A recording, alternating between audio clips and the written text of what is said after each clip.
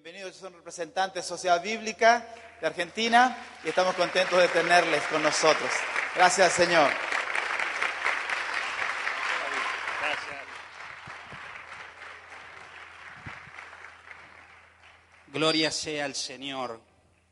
Qué maravilla es poder compartir este tiempo con ustedes y realmente, bueno, las palabras del pastor me alegran mucho porque es un poco nuestro objetivo como promotores de la obra bíblica, poder despertar el conocimiento acerca de esta misión tan interesante, ¿verdad?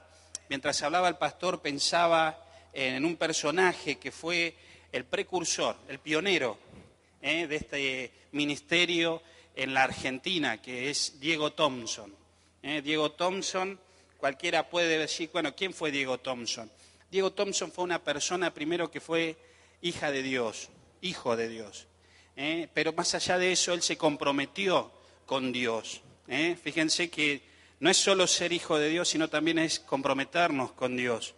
Y él dejó su tierra para venir a América. Él era de Inglaterra y Sociedad Bíblica británicas y extranjeras, junto con otras organizaciones, lo envían a Latinoamérica, puntualmente a Argentina, en 1825. Y allí empieza, como decía el pastor, de modo silencioso, pero también afectando a distintas áreas de la cultura, porque él era docente.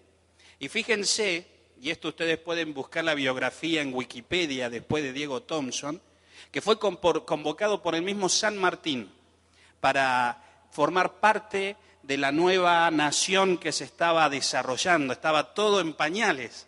Entonces necesitaban de personas de influencia. Y como siempre se admiró a Europa, cuando venía un profesional de aquellos lados, se los aprovechaba. Y así es que Diego Thompson se inserta en la educación. Qué interesante, ¿verdad? A partir de ahí también O'Higgins lo convoca para Chile y para Perú. Y allí también, en esta labor de enseñanza, que utiliza un sistema totalmente desconocido para estas latitudes, que era el sistema lancasteriano, un sistema que Lancaster, una persona también docente de Inglaterra, había inventado, que era muy práctico. Las personas que iban más avanzadas le ayudaban a las que iban menos avanzadas. Parece hasta un sistema de discipulado. Bueno, con este sistema se pudo enseñar en las primeras escuelas en los albores de nuestra nación. Pero no solo que hubo una persona que estuvo influenciando en ese lugar, sino que también introdujo a la Biblia como libro de texto en las escuelas de nuestro país y de los países limítrofes también. Hoy nos encontramos con que se quiere eliminar, parece, todo vestigio de Dios y mucho más de esta Biblia, que muchos dicen que es inadecuada para este tiempo, que es ambigua, que es algo arcaico y que no tiene sentido. Tristemente, no fue así al principio. Al principio de nuestra nación no se formó de esa manera. Pero bueno, él empezó allí a influenciar desde la educación, pero también distribuyó aproximadamente 700 Biblias en su labor acá en la Argentina. Y allí comienzan a trabajar, después se tiene que volver y vienen otros, y así comienza una sucesión hasta el día de hoy, de personas que trabajamos para que la Biblia corra por nuestra nación, para que llegue a todos los rincones, para que cada uno de nosotros podamos atesorarla, no solo decorar nuestra biblioteca, sino también hacerla propia en nuestro interior. Como podríamos decir, podríamos comer de la palabra y de esta Biblia, para que alimente nuestro ser interior. Y esa es la tarea de la sociedad bíblica, como decía el pastor recién, poder tratar de hacerla trascendente en este tiempo donde pocas cosas son trascendentes, todo muy relativo, es todo muy pragmático. Sin embargo, la palabra de Dios tenemos en nuestra fe que permanece para siempre. El cielo, la tierra, todo va a pasar, pero su palabra no va a pasar. Y nosotros que hemos creído en este Dios y en su declaración y en sus promesas hacia sus hijos, confiamos en que su palabra es fiel y es eterna. Muchas veces somos nosotros los que cambiamos, pero su palabra no cambia. Por eso, si en nuestra tarea de sociedad bíblica podemos hacer un poquito así, ya estamos más que conformes con este trayecto. Hay, siempre lo decimos, una tarea triple que hace la sociedad bíblica. Por un lado, el ingreso de Biblias a nuestro país, la Sociedad Bíblica Argentina las ingresa y en otros lados las produce. La otra es la razón que me tiene acá, que es la distribución. Distribuimos, yo soy promotor, ahora va a ser Leo para esta región, Leonardo. Y bueno, es una nueva etapa para las promociones o para las tareas de promocional acá en la región. Y también la tercer función es la traducción, es la que más nos llena el corazón, porque poder trabajar en poner la palabra de Dios a la comprensión y el alcance de todos es una tarea que nos alegra porque podemos hacerla fácil, no solo pensar en dialectos, sino también en edades, pensamos en los niños, ustedes trabajan en las nuevas generaciones. Y bueno, cuando veía a los chicos acá adelante, digo, cómo de generación en generación se cumple la palabra de Dios. Le damos gloria a Dios de generación en generación. Vamos a pasar y van a venir nuevas generaciones. Y esto es parte de de la ley, de la vida, pero lo bueno que siempre hay generación en generación. Y también trabajar en lo que es poner al alcance de los chicos, de los niños, la palabra de Dios, pero no solo en los niños, sino también aquellas personas que están imposibilitadas de ver, y hay ejemplares de la Biblia en braille, por ejemplo.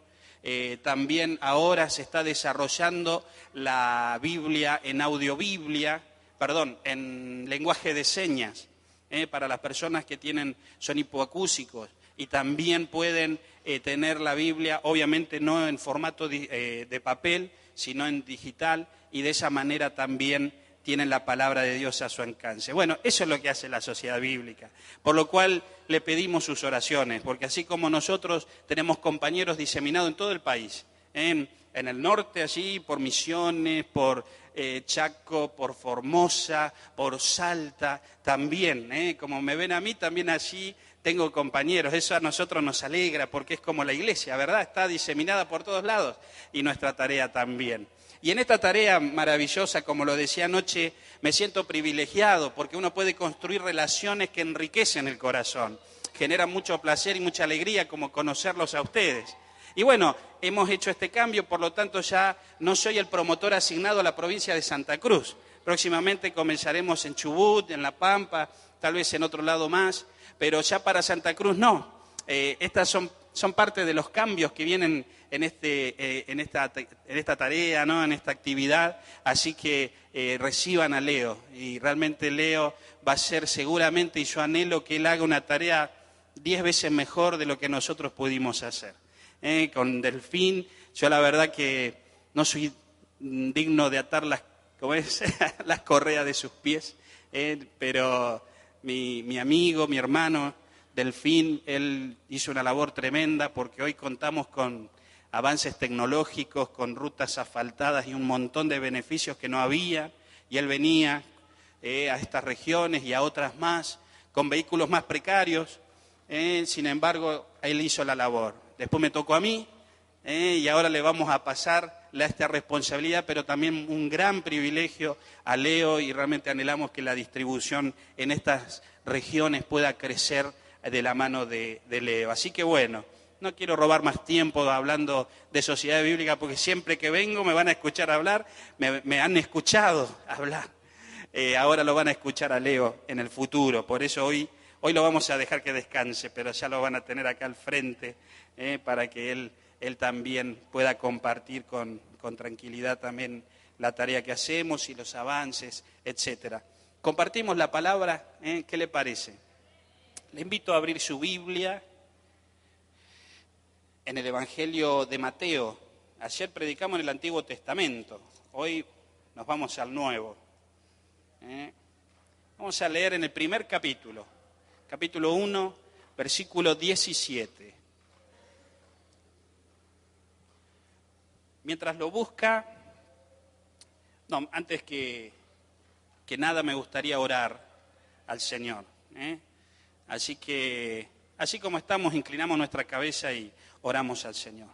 Querido Dios, estamos delante de ti una vez más, agradecidos por el tiempo de adoración, por este tiempo maravilloso en el que podemos acercarnos con nuestros corazones hacia tu presencia y poder sentir que nos abrazas y que nos contienes, Señor, a través de la adoración. Podemos declarar tu grandeza, tu poder, tu soberanía, Señor, pero también podemos ser edificados a través de ella. Te agradecemos, Señor. Te agradecemos por el tiempo que nos permitiste disfrutar de la alabanza aquí, de los testimonios con los jóvenes, con los niños, Señor. Gracias por lo maravilloso que hemos podido compartir hasta ahora. Queremos pedirte, Señor, que ahora al abrir tu palabra, ella se transforme en esa espada de dos filos que penetre el corazón, Señor. Que use, Señor, este tiempo para poder edificar a tu iglesia de una manera especial, de una manera poderosa, Señor, de una manera que podamos salir desafiados a poder cumplir la gran comisión y poder cumplir tu obra, Señor. Bendice estos minutos que quedan ahora para poder abrir tu palabra y te pido que uses mi vida, Señor. Soy tan limitado, Señor, soy tan poco para poder hablar de tu palabra, Señor, y por eso necesito que la gracia de tu Espíritu Santo esté sobre mi vida, Señor, y que pueda correrme yo y que mis hermanos puedan verte a vos en este momento. Te lo pedimos en el nombre de Jesús. Amén y amén. Gloria al Señor. Mateo capítulo 1, versículo 17, mientras lo terminan de buscar, les cuento una historia. Había un granjero que iba caminando o iba por la ruta, iba por la calle y de pronto ve un aguilucho herido. Entonces se acerca al aguilucho, lo puede agarrar porque vieron que empiezan a aletear, bueno, lo agarra porque no puede volar y se lo lleva a su casa. Y él lo cura al aguilucho y lo pone a vivir con las gallinas. Y este aguilucho crece con las gallinas y entonces comenzó a quererse una gallina más. Porque veía que las gallinas caminaban para allá y el aguilucho iba también para allá, hacía todo lo que hacían las gallinas. Y este aguilucho creció ahí, y ya pasó el tiempo y se hizo grandote, se veía más grandote, pero estaba entre las gallinas. Esto no hace referencia a nada del próximo fin de semana, por favor, no mezclemos las cosas. Y resulta que viene un amigo del granjero a la casa y le dice, pero vos tenés acá un águila. Dice, entre medio de las gallinas, sí, bueno, pasó que un día la encontré, creció ahí. Dice, pero no, este no es el hábitat. Dice, vamos a llevar. Entonces agarró al águila ahora, la tomó y dice, bueno, vuela porque vos estás para volar. Y la tira así al aire. Y el águila empezó a hacer así un poquito, bajó y se fue con las gallinas. Porque él tenía incorporado que era su lugar. Y dice, no puede ser. Agarró el águila, se subió al techo de ahí del granero y tiró de nuevo al aguilucho allí al aire. Y el aguilucho de nuevo volvió a aletear y se volvió con las gallinas. Resulta que ya estaba preocupado porque dice, no puede ser. Hasta que al otro día agarró muy temprano al águila, la llevó, subió una gran montaña y de ahí sí la tiró y no le quedaba otra más que volar. Y el águila comenzó a extender sus alas y empezó a volar, y parece que le cambió la vida al águila. Así es que la historia cuenta que de vez en cuando esa águila viene a saludar a sus amigas gallinas. ¿Qué quiero decir con esto? Que este águila tenía un leve problema de identidad, porque las circunstancias cambiaron su conducta, ¿verdad? Justamente cuando leemos, y ahora sí vamos al texto que hemos elegido, dice Mateo capítulo 1, versículo 17, vamos a leer, dice así, de manera que todas las generaciones, desde Abraham hasta David, son 14, desde David hasta la deportación a Babilonia, 14, y desde la deportación de Babilonia hasta Cristo, 14 también. No lo dice también, pero dice 14, hasta ahí nomás el texto. Solamente este versículo vamos a tomar. Es un versículo que jamás se le ocurriría tomar seguramente para hacer un mensaje, ¿verdad? Y es muy interesante porque todo el capítulo, los primeros 17 versículos del capítulo 1 hablan de la genealogía de Jesús. Hasta la palabra es difícil. Pero no nos gusta leer la genealogía. Normalmente arrancamos, yo cuando era chico y quería empezar a leer, empezaba hijo de tal, hijo de... Nada, me salto al 18 y ya quería arrancar con el nacimiento de Jesús. Y yo estoy seguro que a más de uno le pasó lo mismo, porque nos aburre en la genealogía, ¿verdad? Es como que no encontramos algo agradable allí, pero saben que son muy, muy importantes las genealogías porque es allí donde se establece la identidad de Cristo como el Mesías. Justamente es allí donde conecta al Hijo de Dios con la historia de la nación y que confirma verdaderamente quién era Jesús. Por eso es importante la genealogía y le animo a que las estudie y que haga referencia y viaje al Antiguo Testamento a ver quién era. La genealogía de Mateo, a diferencia de la de Lucas, es notoria que está dirigida a los hebreos porque se extiende hacia atrás hasta Abraham. Hoy la pastora hablaba de Abraham. Sin embargo, Lucas, que está dirigido hacia otro público, se extiende hasta Adán. Porque quería dar un mensaje acerca de que Jesús, desde dónde venía Jesús. Pero como la identidad que se quiere plasmar desde Mateo en Jesús es ese vínculo con el pueblo hebreo, es que va hasta Abraham. Pero en el versículo que leíamos justamente, y pensando en esta historia, es que necesitamos reforzar muchas veces nuestra identidad también, nuestra identidad en Cristo. Yo siempre hago referencia a Corintios capítulo 5, versículo 17, que dice que somos una nueva criatura. Y cuando uno mira la vida, la mira en función de lo que ha vivido. Y que hoy somos el resultado de lo que hemos vivido. Y en realidad, cuando estamos en Cristo, nuestra vida debe ser transformada. Si no, no tiene sentido estar ni siquiera acá. Si no tenemos una transformación interna y cambiar de esa manera nuestro ADN y nuestra identidad, no tiene sentido que levantemos nuestras manos, que hagamos todo lo que hacen las demás personas, porque entonces nos encontramos como ese águila que estaba haciendo algo que no le correspondía porque no era su identidad. Justamente quiero en esta noche compartir 3 cositas en relación a nuestra identidad en Cristo. Ayer hablamos acerca del propósito, y los que estuvieron ayer escucharon que somos, a ver si alguien se acuerda, que hemos sido creados para conocer a Dios, para relacionarnos con Él, para darle gloria a Dios. Dijimos que ese era el propósito. Hoy vamos a compartir un poquito acerca de la identidad en Cristo. Siempre recuerdo un libro que leí hace tiempo que se llama Una vida con propósito, y en sus comienzos justamente empieza a decir, porque antes de ir al propósito debemos saber quiénes somos, porque si no, no vamos a poder cumplir ese propósito. Y entonces comienza a decir, ¿alguna vez se hizo la pregunta quién somos? ¿Quién soy? Y entonces uno dice, bueno, yo soy David Escobar. No, ese es tu nombre, o así te llaman. Bueno, yo soy carpintero, o yo soy contador, o yo soy empleado de comercio. No, esa es tu función, tu actividad, pero no muestra quién sos.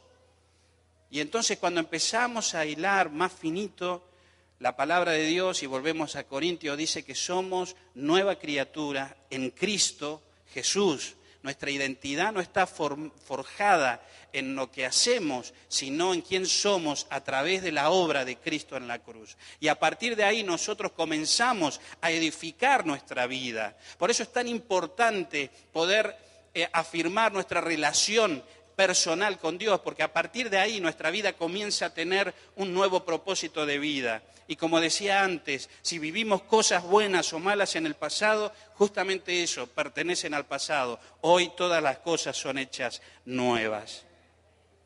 Y el versículo 17 resume toda la lista de nombres. Los primeros 16 versículos tenemos ahí una lista preciosa de chicos para elegir, ¿no? Ahora que no sé si hay alguna embarazada, me parece que sí. Acá tiene una hermosa lista para elegir, espero que no, porque si no, yo creo que a su hijo no le va a gustar alguno de estos nombres que elija de acá. Pero justamente a veces hasta los nombres son medios difíciles de nombrar y no nos gusta leer esa parte. Pero el versículo 17 ya resume como 3 etapas que divide la historia. Son como 3 mojones antes de Cristo. Comienza no mencionando a Abraham y dice que hay 14 personas o generaciones de Abraham a David, y después dice que hay 14 de David a Babilonia y 14 desde Babilonia a Cristo. Yo no sé si lo habrá calculado justo y le dio, porque son 14, 14 y 14, y no vamos a hablar de numerología. Algún descarriado puede decir qué buen numerito, ¿no?, para jugarle, pero no tiene que ver con eso. Sino que vamos a hablar de los personajes que hace mención aquí. Primero tenemos a Abraham, y justamente Abraham tiene un sobrenombre muy conocido, ¿cómo es? El padre de la fe. Y eso afirma nuestra identidad de que somos un pueblo de fe. Somos un pueblo de fe. Justamente comenzamos con Abraham, y ayer lo mencionábamos también. La fe es fundamental en el Hijo de Dios, porque sin fe es imposible agradar a Dios. Necesitamos la fe. Y la fe, el ejemplo que tenemos de Abraham en la fe, es tremendo. Realmente Abraham nos enseña tantas cosas acerca de la fe, pero también esa fe que nosotros tenemos, al igual que Abraham, en algún momento va a ser probada. La fe siempre es probada en el Hijo de Dios.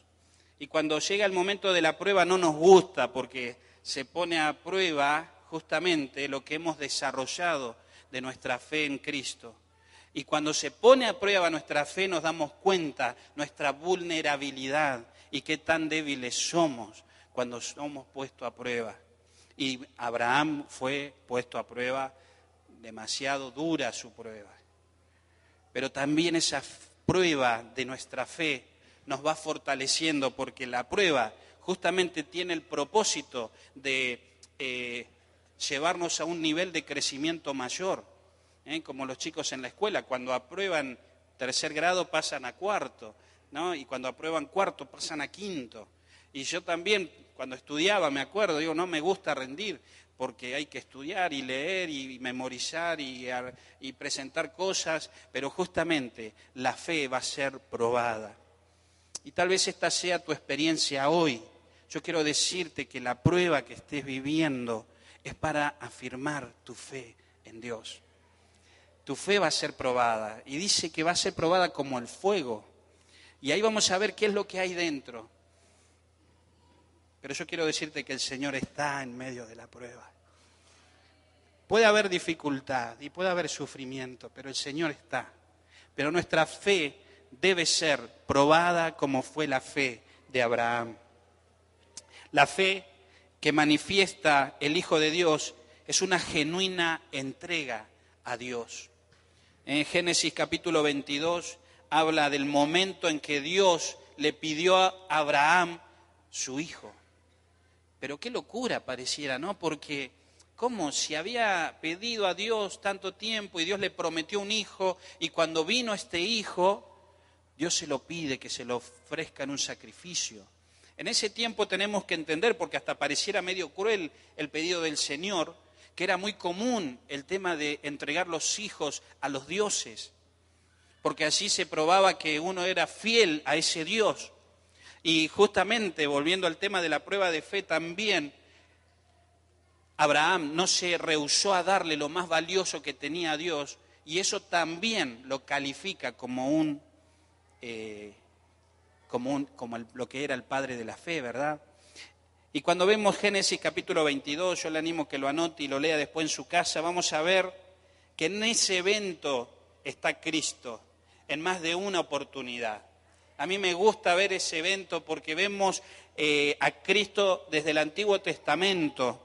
En el versículo 2 dice que vaya hacia el monte Horeb, y esa cadena montañosa está vinculada, y los que han estudiado la parte geográfica de la Biblia afirman de que tiene que ver con la misma cadena montañosa donde después el Hijo de Dios es entregado en el monte Gólgota.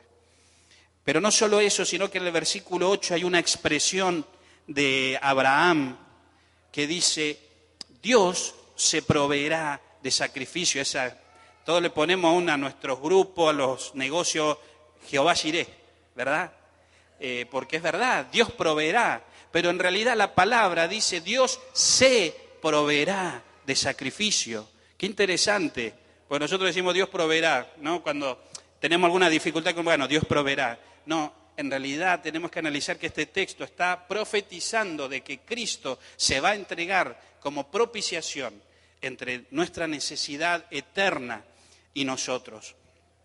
Dios se proveerá de sacrificio. Y por último, en ese mismo pasaje vemos que cuando termina allí el sacrificio, previo al sacrificio, pues ya estaba dispuesto y viene el ángel y dice, no lo hagas. Dice que encontró un carnero que estaba enredado allí en una zarza y estaba enredada de sus cuernos. Esa zarza era espinosa, no sé si le trae a memoria una corona de espinas que también tuvo una persona.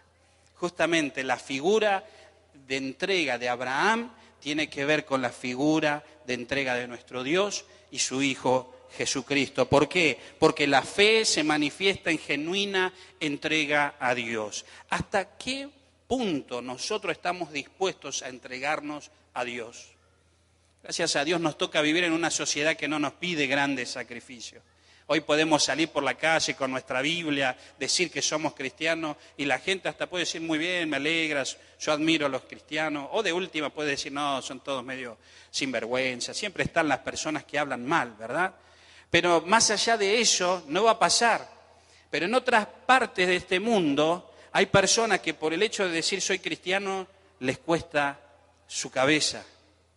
Y entonces eso nos tiene que llevar a pensar hasta qué punto nosotros estamos dispuestos a entregarnos a Dios. O si somos hijos de Dios solamente cuando las cosas nos van bien. O lo somos cuando también nos van mal.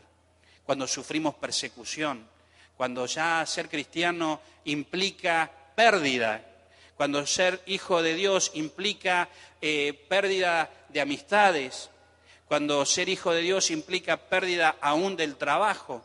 ¿Por qué? Porque no negocié, no transé, porque había corrupción y yo como hijo de Dios no lo hice. ¿Hasta qué punto estamos dispuestos a entregarle a Dios en fe? Porque decimos tener fe solamente a veces para alcanzar algo, ¿no? Queremos adquirir algo, queremos obtener un trabajo o algo. Digo, yo tengo fe que lo voy a lograr, pero la fe tiene que ver con un carácter probado, como lo veíamos anoche también. La fe que tenía Abraham es una fe que lo impulsaba a andar. Él se movía por esa fe. Cada acto, cada cosa que él hacía tenía que ver, y la Biblia dice en Hebreos que él lo hacía como viendo al invisible. Y nosotros muchas veces necesitamos al revés. Queremos primero ver para después creer y confiar. Nos cuesta creer en algo que no vemos. Necesitamos, pareciera tener una evidencia. Sin embargo, Abraham se sostenía como viendo al invisible. Muchas veces vamos a tener que cerrar nuestros ojos y decirle, Señor, en esta circunstancia no te puedo ver, porque esta circunstancia es muy dura para mí, pero quiero verte, porque cantábamos hoy, aunque no lo veamos, Dios siempre está en cualquier circunstancia, Él está, y podemos confiar en esto, y eso es fe, una fe que vence el temor. Ayer hablábamos de que Dios quiere que seamos valientes. Bueno, la fe justamente se antepone al temor. Necesitamos que la fe que nosotros tenemos como pueblo de Dios venza nuestros temores. El segundo personaje que encontramos acá, o el segundo mojón, le puse, no sé si está bien, o el indicador de las 14 generaciones, es David.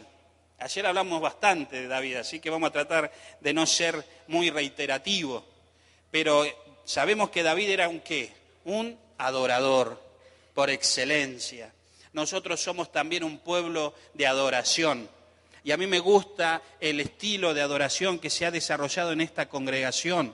Yo soy a veces muy crítico de eso, porque hay adoración que está centrada en la persona y en lo que la persona siente o en lo que se cree que Dios ha hecho. Y no es mala esa adoración, pero es como deficiente. Nuestra adoración siempre tiene que estar pensada en Dios. Y todo lo que nosotros hacemos tiene que ir direccionado hacia Dios y tenemos que llevar a la iglesia hacia Dios para que tengamos ese encuentro con el Dios Santo como lo cantábamos hoy. La iglesia debe desarrollar ese carácter de adoración para poder cumplir así el propósito al cual ha sido llamada. Pensando en esto y mientras cantábamos este tiempo tan hermoso, leía Apocalipsis capítulo 4 y en el versículo 11 dice: Señor, digno eres de recibir la gloria y la honra y el poder, porque tú creaste todas las cosas y por tu voluntad existen y fueron creadas. Todo fue hecho por Él y para Él.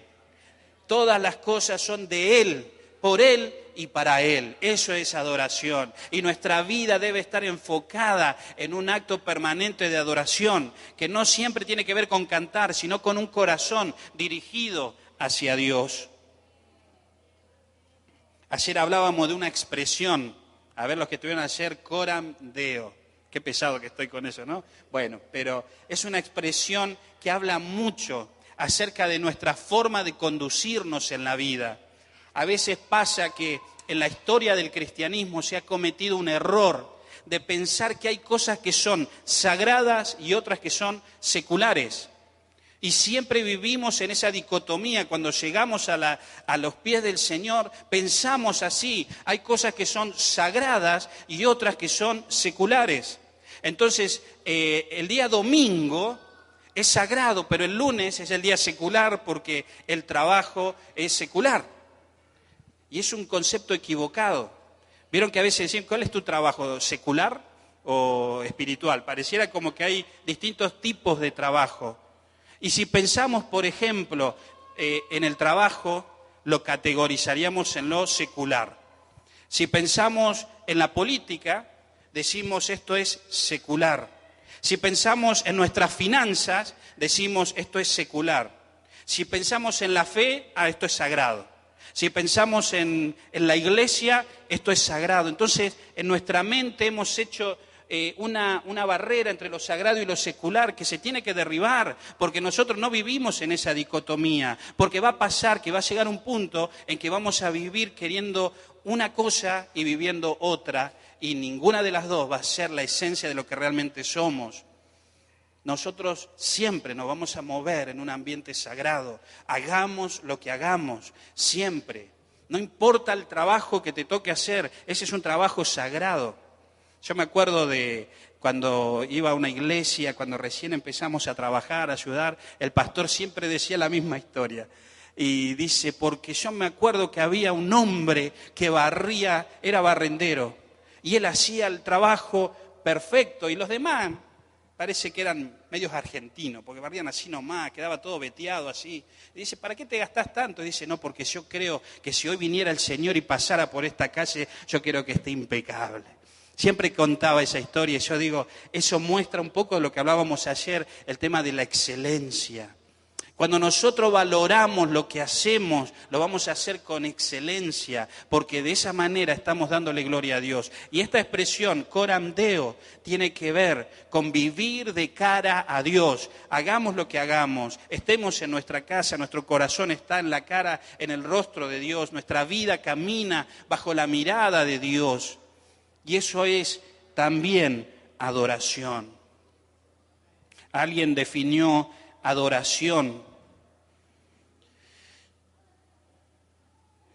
como la sumisión de toda nuestra naturaleza a Dios. Es despertar de la conciencia su santidad, el alimento de la mente con su verdad, la purificación de la imaginación por su belleza, la apertura del corazón a su amor, la entrega de la voluntad a su propósito, y todo esto junto ofrecido en adoración, que es la emoción menos egoísta de nuestra naturaleza y por tanto el remedio principal para el egocentrismo, que es nuestro pecado original y la fuente de todo pecado real. Realmente muy interesante, ¿verdad? Esto está para compartir un rato largo, por eso lo quise leer despacito. Adoración no es solo cantar el día domingo. Eso es tal vez la expresión mayor o es como la válvula de alivio, ¿vio? Porque hubo toda una adoración interna durante la semana. Tenemos que venir a la casa del Señor y salir así a explotar de adoración a Dios. A veces hay un concepto equivocado de que venimos el domingo a cargar nuestras pilas o a poner combustible como si fuera un surtidor. Y en realidad este lugar es un lugar donde venimos nosotros a dar lo que hemos sembrado toda la semana en la presencia de Dios. Si usted en la semana no estuvo en la presencia de Dios, por más que el domingo esté el mismo Jesucristo dirigiendo la alabanza desde acá enfrente, no se le va a mover un pelo, porque su vida está totalmente distraída y está nublada a la presencia de Dios. Es más, debiéramos prepararnos para venir al culto en un espíritu de devoción a Dios y decir, Señor, voy a ir a tu casa. El salmista decía, yo me alegré con los que decían, a la casa de Jehová iremos. Parece que había todo un entusiasmo por ir a la iglesia. Esa debe ser la expresión y el de sentir de cada uno de nosotros, ansiar que venga el domingo. Yo iba, cuando era pequeño adolescente, no hace mucho, a una iglesia que teníamos reuniones los martes, los jueves, los sábados y los domingos. Y encima, entre medio, teníamos reunión de oración, ensayo, así que estábamos todos los días en la iglesia. Y claro, después nos cambiamos por esa circunstancia a otra congregación y había solamente los domingos. Y digo, ¿cómo? No puede ser. Y bueno, era el domingo, entonces había que esperar. Y el jueves era la reunión de oración, vieron que van siempre 5, 6. Bueno, yo estaba ahí firme en la reunión de oración porque estaba acostumbrado a ir todos los días. ¿Qué implica esto? Que tenemos que tener una vida de adoración personal. Y cuando venimos el domingo vamos a disfrutar y vamos a ver a Dios en el culto de adoración y celebración a Dios. Por eso somos un pueblo adorador, un pueblo que levanta altares de adoración. Volviendo a Abraham, allí en el capítulo 11 o 12 de Génesis, dice la Biblia, esto lo hemos compartido en otra oportunidad, que Abraham, cuando estaba en el desierto, hizo dos cosas. Una fue hacer su tienda, pero otra fue que edificó allí un altar a Jehová. Capítulo 12, versículo 7 dice, y apareció Jehová a Abraham y le dijo, a tu descendencia daré esta tierra. Y edificó allí un altar a Jehová, quien le había aparecido. Versículo 8. Luego se pasó de allí a un monte al oriente de Betel y plantó su tienda, teniendo a Betel al occidente y a Jai a oriente. Y edificó allí altar a Jehová e invocó el nombre de Jehová. Tenemos que levantar altares de adoración. ¿Sabe cuál es el mejor lugar? El seno de la familia. Si usted puede levantar un altar de adoración en su casa, le puedo asegurar que esa va a ser una casa fortalecida por la presencia de Dios. Yo soy papá también y muchas veces nos encontramos que hay problemas de discordia dentro del hogar, hay confusión, hay problemas de distinto tipo. Necesitamos la presencia de Dios en nuestras casas. Necesitamos invitar a que Cristo no solo esté en nuestro corazón, sino que esté en nuestro hogar. Si usted lo puede hacer, disfrútelo con sus hijos, enséñele a sus hijos, comparte un culto de adoración, un altar de adoración allí en su casa. Disfrútelo porque es también llevar la presencia de Dios con usted a su hogar, porque somos un pueblo de adoración. Y también el otro punto allí que nos dice Mateo, ya ahí no me gusta, porque dice, ¿cuál es el tercer indicador? Babilonia, la deportación a Babilonia. Babilonia representa el sufrimiento, Babilonia representa la derrota, Babilonia representa la esclavitud, Babilonia representa nuestra humanidad caída. Muchas veces somos débiles. En ocasiones somos débiles y caemos. Y el pueblo de Israel no fue diseñado, ni preparado, ni guiado para que caiga allí en Babilonia. sino que justamente había sido un pueblo elegido para vivir de conquistas, de crecimiento. Sin embargo, allí por el año 450 a.C., no me acuerdo el rey, no quiero errar, pero enfrentó a Babilonia y Babilonia se le vino con todo y se los llevó a todos cautivos. Más de 800 kilómetros se los llevaron. Fue la peor cosa que le pudieron haber hecho, sacarlo de su tierra, de ese lugar que habían luchado y que habían logrado conseguir, que Dios le había prometido, pero a través de esta invasión y esta deportación se los llevaron cautivos. Y el Salmo 137 habla un poco del corazón que tenían en ese momento. Salmo 137 tal vez no sea uno de los salmos que elijamos para alentar en la adoración, porque justamente es una expresión de dolor. Dice, junto a los ríos de Babilonia, allí nos sentábamos y aún llorábamos acordándonos de Sión. Sobre los sauces, en medio de ella, colgábamos nuestras arpas. Y los que nos habían llevado cautivos nos pedían que cantásemos. Y los que nos habían desolado nos pedían alegría, diciendo, cantadnos algunos de los cantos de Sión. ¿Cómo cantaremos cántico a Jehová en tierra de extraño? Si me olvidare de ti, oh Jerusalén, pierda mi destreza, pierda mi diestra su destreza. Es la expresión de un corazón totalmente abatido por la derrota. Muchas generaciones vivieron esclavas en aquel lugar. Así es donde comienzan a levantarse las sinagogas, porque fue la manera que encontraron de reunirse y de guardar lo poquito que les quedaba de la presencia de Dios. Babilonia representa ese tiempo oscuro en el que muchas veces nos toca vivir. Y hoy que estoy hecho tomo todo ejemplos de aves, hay algo que es muy interesante, porque un cóndor, por ejemplo, ¿sabía que el cóndor es el ave de acá de la Patagonia?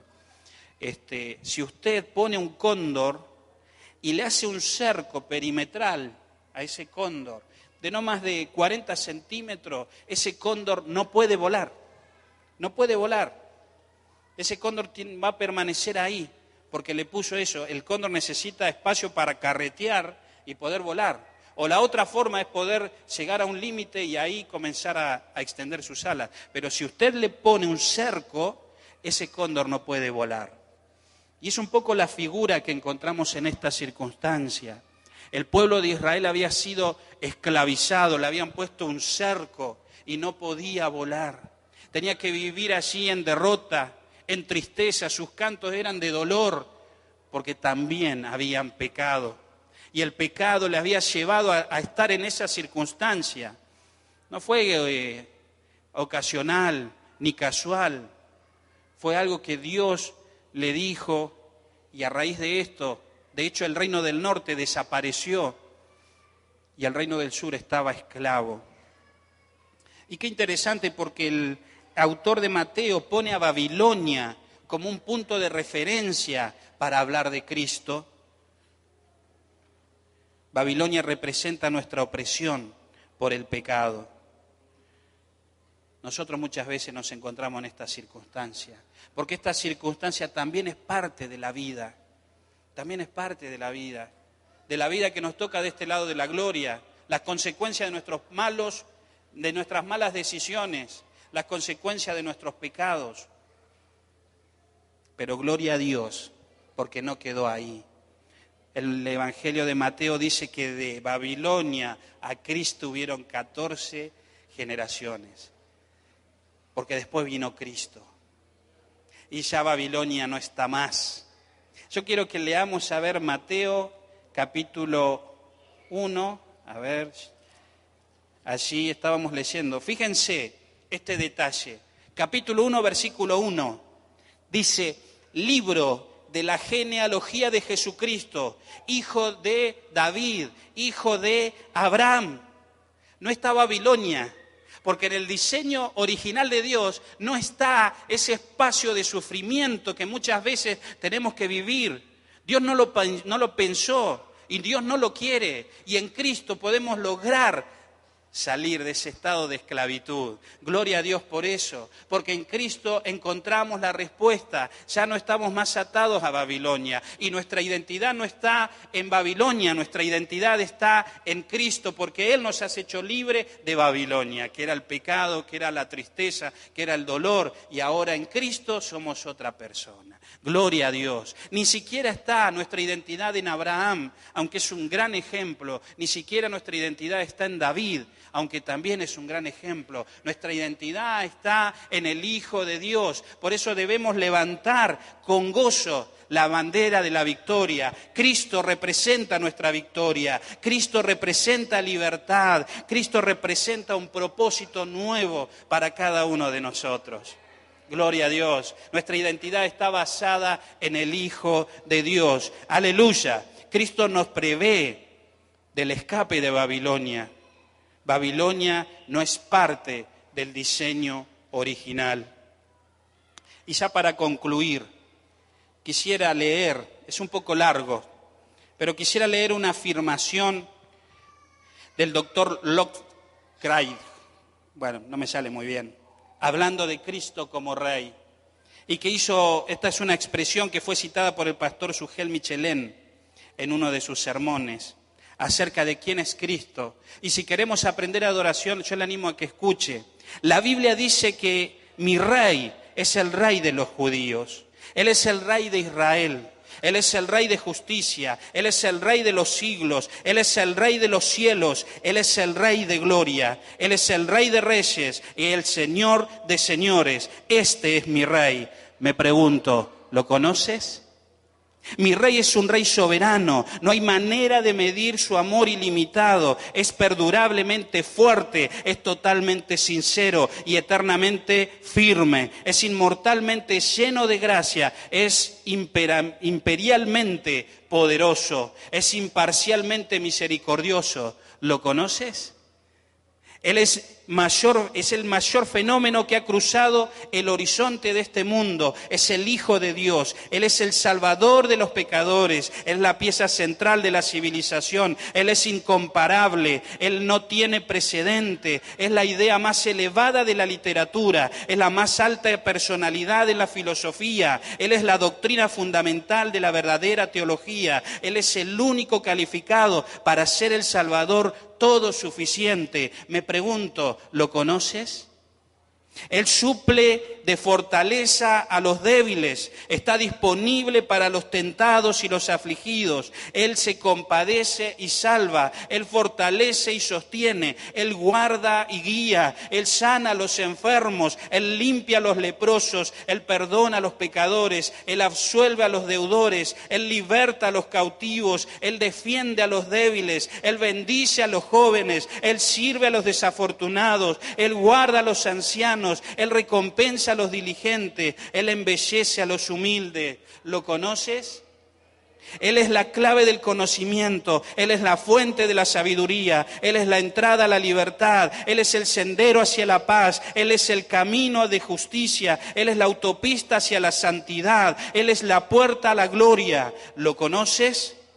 Bueno, su vida es incomparable, su bondad es ilimitada, su misericordia es eterna, su amor nunca cambia, su palabra nos basta, su gracia es suficiente, su reino es justo, su yugo es fácil y ligera su carga. Me gustaría describírtelo, pero Él es indescriptible, es incomprensible, es invencible, es irresistible. No puedes sacarlo de tu mente, no te lo puedes quitar de las manos, no puedes sobrevivir sin Él y no puedes vivir sin Él. Los fariseos no podían soportarlo, pero se dieron cuenta que no podían detenerlo. Pilatos no pudo encontrar ninguna falta en Él. Herodes no pudo matarlo. La muerte no pudo con Él y la tumba no lo pudo retener. Este es mi Rey, este es mi Rey. Amén. Gloria al Señor.